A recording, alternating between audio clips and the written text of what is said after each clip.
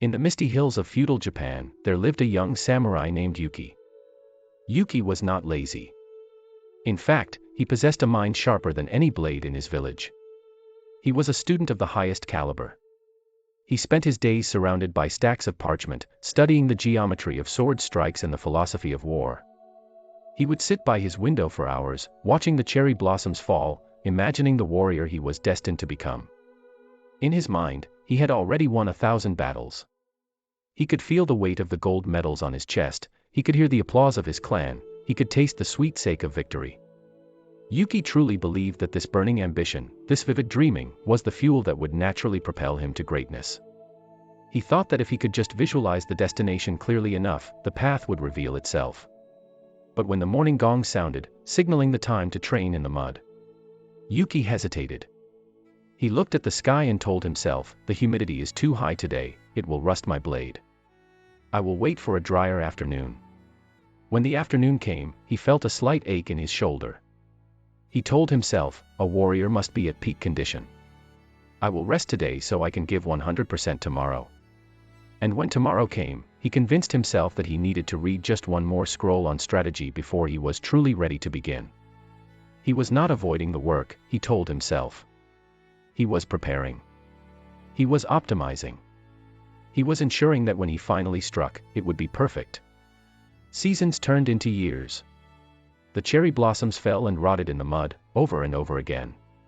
While Yuki sat in his pristine room, perfecting his plan, the other young men of the village, those with less talent, those who couldn't read the complex scrolls, those Yuki secretly looked down upon, were out in the rain. They were getting dirty. They were making mistakes. Their form was ugly and imperfect.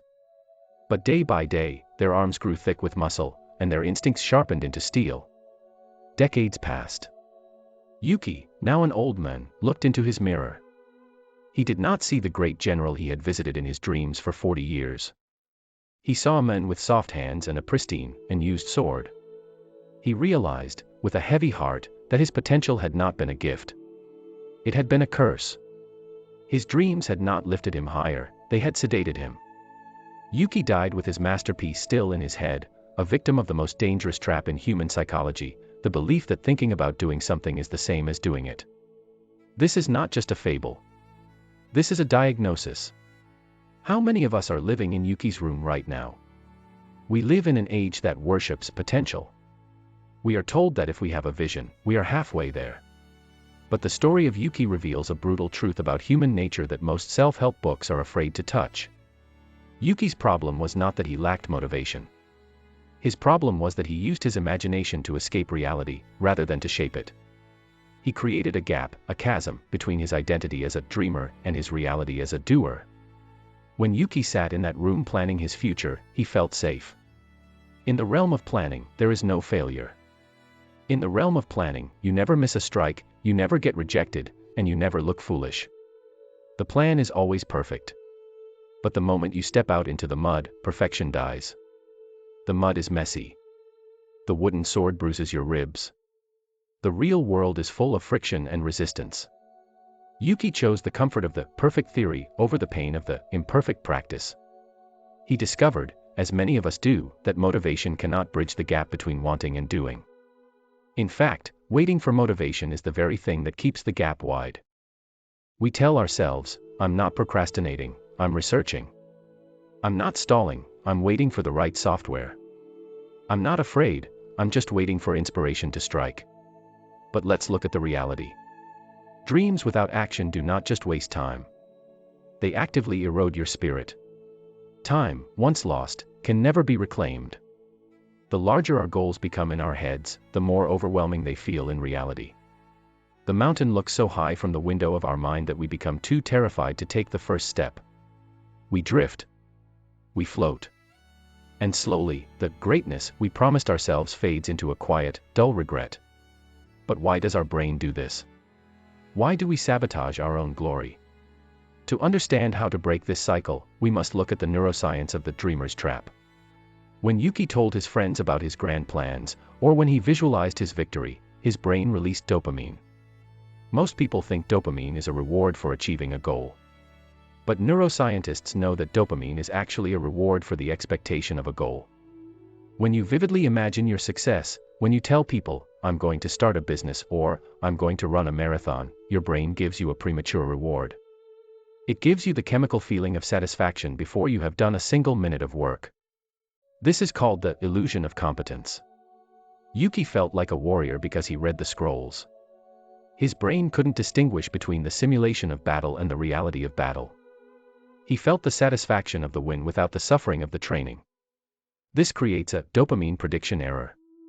Because your brain has already received the reward, the good feeling, it sees the actual work, the early mornings, the cold rain, the tedious repetition, as unnecessary pain. Why suffer in the mud when you can just close your eyes and feel like a hero? Furthermore, the more you plan, the more you feed the fear of the imperfect. By researching every possible outcome, Yuki was trying to eliminate uncertainty. He wanted a guarantee that he would succeed before he started. But life offers no guarantees. The brain craves certainty. It views the unknown as a threat to survival. So, it keeps you in the research phase forever, because as long as you are researching, you are safe. You haven't failed yet. But as the samurai say, the sword that waits for perfect conditions never leaves its sheath. You might not carry a katana, and you might not live in a bamboo hut. But make no mistake, you are on the same battlefield as Yuki. Today, the scrolls of strategy have been replaced by tutorial hell. How many of us are corporate samurai? We read 50 books on business strategy, listened to every podcast on entrepreneurship, and designed the perfect logo, but we are terrified to make a single sales call. We watch 3 hours of fitness content on YouTube, watching other people lift heavy weights, and we feel a strange sense of productivity. We feel like we worked out, by proxy. But our muscles remain soft. We are social media Ronin. We announce our new era on Instagram. We post a picture of our laptop and coffee cup with the caption, grinding. We get 50 likes. We get the dopamine hit. And then, we close the laptop and watch Netflix. We have tricked our tribe into thinking we are warriors, and worse, we have tricked ourselves. The Yuki inside you is that voice that says, I need a better camera before I start my channel. I need to lose 10 pounds before I go to the gym. I need to read one more book before I write my novel. It is a lie. It is fear wearing the mask of wisdom. It is procrastination disguised as preparation. So, how do we kill the dreamer and wake up the warrior? Centuries ago, the greatest duelist who ever lived, Miyamoto Musashi, found the answer. Musashi was the antithesis of Yuki. He did not care for looking the part. He was known to arrive at duels with unkempt hair, wearing dirty rags, sometimes carving a wooden sword from an oar moments before the fight. Musashi understood the concept of the void. Unlike those who try to transform their lives in a single burst of inspiration, Musashi devoted himself to the way of walking alone. He knew that greatness was not built in flashes of lightning, but in the quiet, boring rhythm of repetition. The samurai concept of Kaizen, constant, never-ending improvement, is not about taking massive leaps. It is about the relentless forward motion. Musashi taught that you must train not when you feel ready, but because it is your way of life. To wait for motivation before beginning is like waiting for the storm to pass before building your shelter. You will be soaked and frozen long before the sun comes out. The truth is that motivation is not the spark that creates action. Motivation is the flame that follows action. Action brings momentum. Momentum brings energy. Those who achieve the most are not the ones who feel inspired every day. They are the ones who act even when they feel nothing. They act when they are tired. They act when they are sad. They act when they are full of doubt. Imagine if Yuki had chosen the Musashi way. Imagine if, instead of dreaming of being a general, he had simply committed to swinging his wooden sword 100 times every morning. No matter the weather. No matter the mood. His friends might have laughed at his small, clumsy efforts. But after a month, the movement would become automatic. After a year, his arms would be iron. After 10 years, he would be a master. Even if the steps seem small, they lead to strength because they are real. A sloppy workout is infinitely superior to a perfect imaginary one. A badly written page is infinitely more valuable than a blank one. The lesson of the Ronin is clear. Preparation without practice is simply arrogance. Talking without doing is a ghost story you tell yourself. You have a choice today. You can continue to be Yuki. You can polish your plans, curate your playlists, and dream of a future that will never come.